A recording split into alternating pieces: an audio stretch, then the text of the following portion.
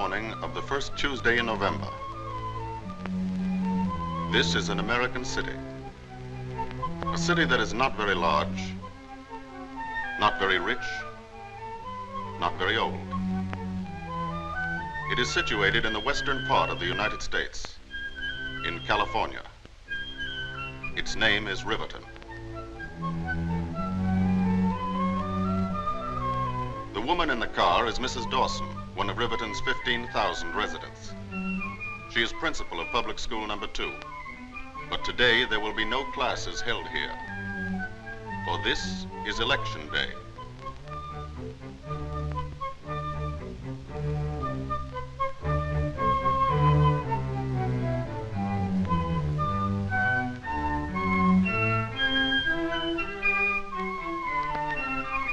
This classroom is one of the 130,000 places the country over in which American citizens are going to cast their votes today. This is the table where the voters' names will be checked. The locked ballot box and the polling booth. Here it is, in the privacy of this curtained space, that the American voters every 4 years, on the first Tuesday after the first Monday in November, choose their national government. Here come Mrs. Dawson's colleagues on the election board of Riverton's 7th precinct, each representing one of the major political parties. Mr. Schwartz is a Republican who works for the streetcar company. Mrs. Abernathy is a housewife and a Democrat. Mrs. Dawson is chairman. They've all known one another for years. First, they remove the last traces of their campaign activities, their party buttons. Then they take the oath. You swear to defend the Constitution of the United States of America and perform your duties as members of the election board to the best of your ability, so help you God. I do. I do. This makes them responsible for seeing that the voting here today takes place according to the laws of the land. And now the polls are open.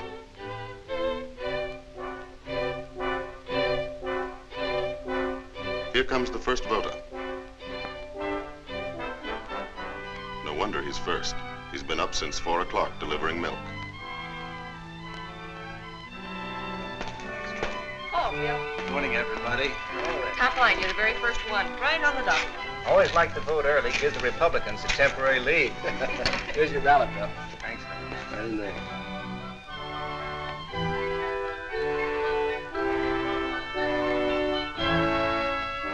That's as far as we can go. Remember, this is a secret vote. No one ever sees another person mark his ballot. However, if we did have miraculous powers, and if we were able just this once to follow Bill Johnson, this is what we'd see. He votes first for the chief executives, the president and vice president of the United States. Next, he votes for a senator from his state, then a representative from his district. This man is casting his vote for a government of his own choosing under the Constitution of the United States.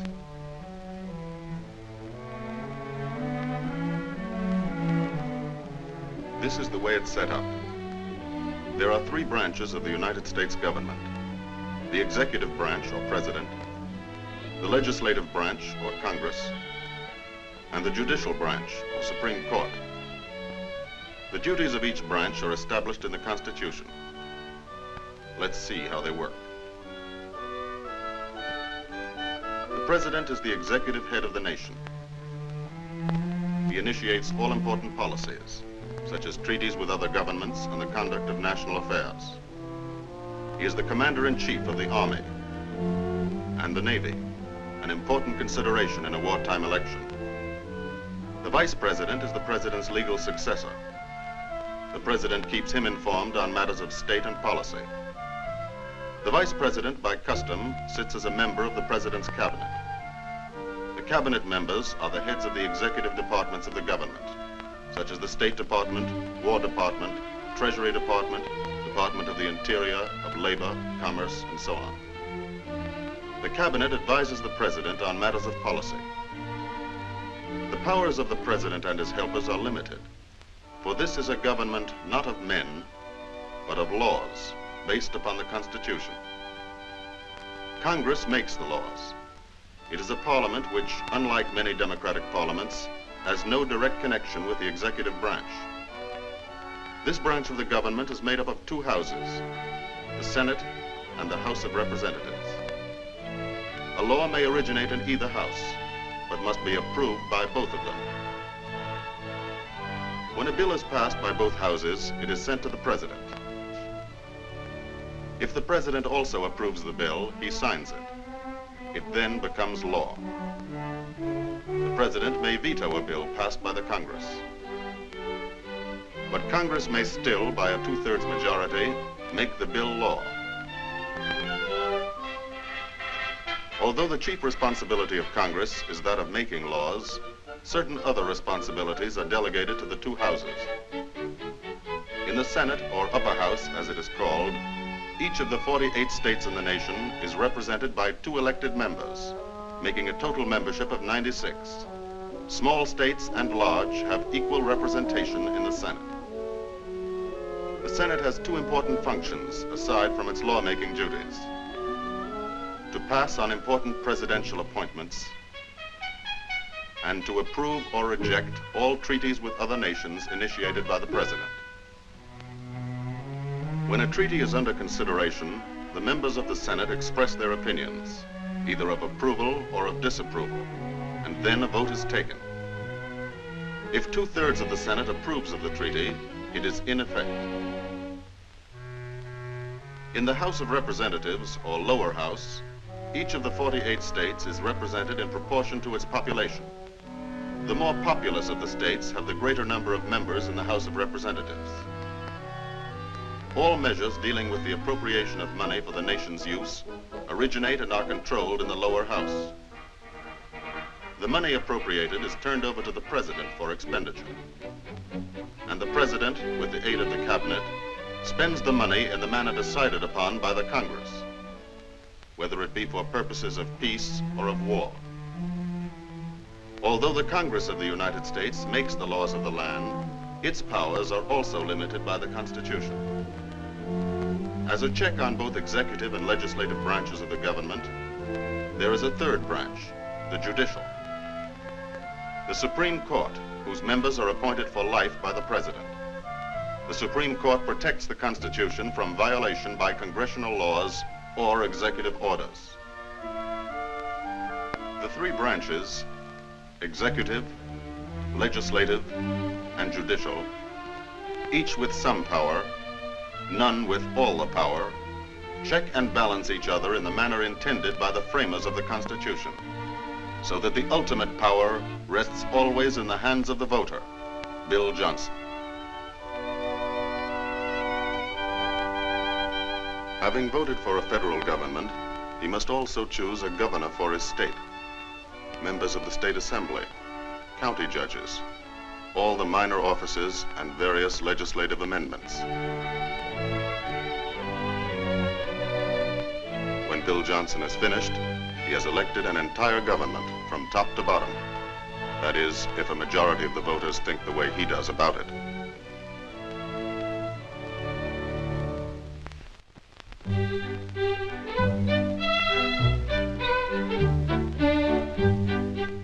It's not only here in Riverton that the voting is heavy today.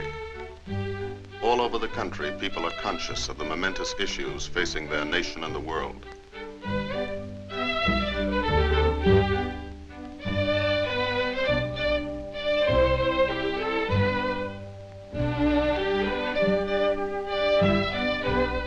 This is their way of expressing their conviction of how and by whom these issues should be met.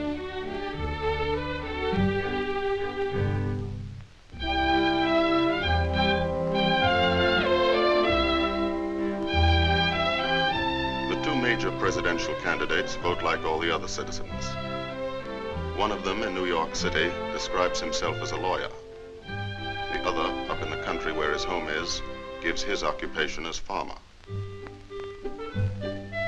For those who cannot come to the polls, an absentee ballot is provided, and the voting is supervised by the local notary. This is the same kind of ballot that in this wartime election is sent to members of the armed forces at home and abroad.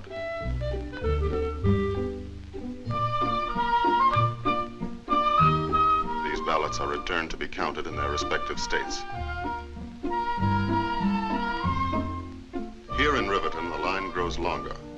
The citizens are following the constitutional provision that elections are held on schedule, rain or shine, panic or prosperity, peace or war. That chalk on his sleeve is part of yesterday's history lesson, when Mrs. Dawson reminded her pupils of two other memorable elections.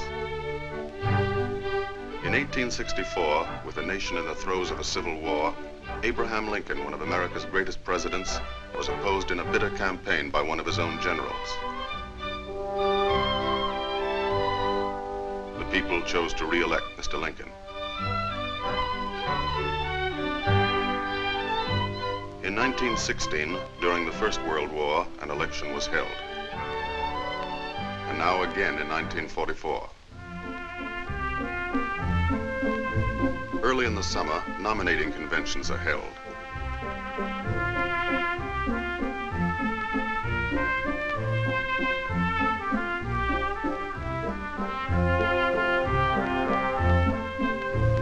At these traditionally noisy political jamborees, the chosen delegates of each major party meet to select a candidate for the presidency and the vice presidency of the United States.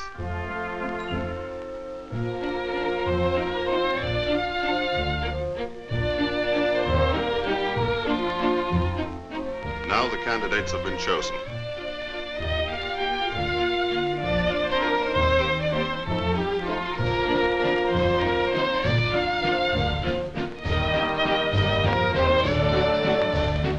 And the campaign is on, from president to local sheriff. For 3 months, all through the late summer and fall, wherever people come together, issues and men are discussed and argued about. Some feel that this isn't altogether a good thing, that a lot of time and energy are wasted this way. It may be, but that's the way Americans like to do it. They like to feel everybody has a right to speak and is interested enough to do it. Even the small fry. Every attempt is made by all parties to influence the people's thinking.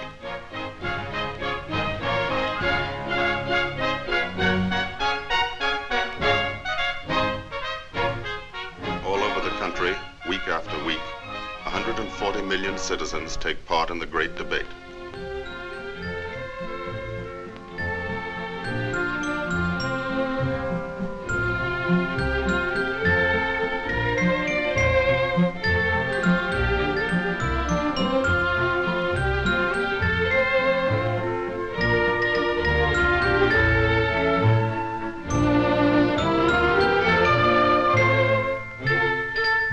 Business, professional, and civic groups endorse one candidate or the other. For the first time in American history, organized labor takes an active part in the campaign.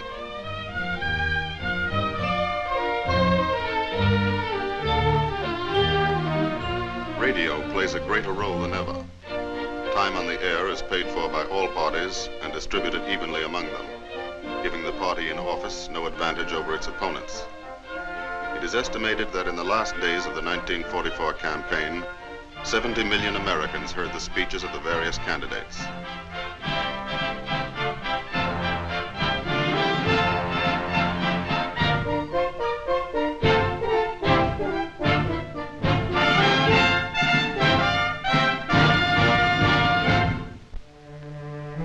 Now all that is over, the heat and excitement. The votes are cast, and Americans have agreed to accept the will of the majority, whatever it may be. Apparently, even the younger generation has declared peace. Now the election board begins its last duty, the counting of the votes. The figures are checked and double-checked.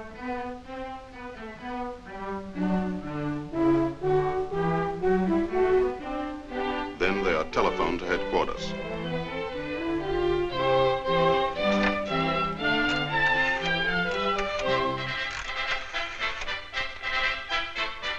Hello? This is Mrs. Dawson, 7th Precinct. Ready to report. From coast to coast, precinct by precinct, City by city, state by state, the results are recorded.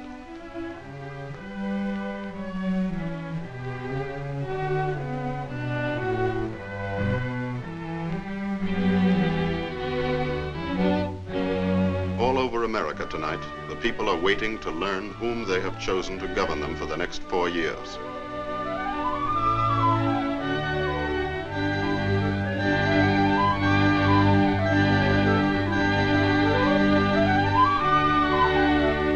Towards midnight, the final results are announced.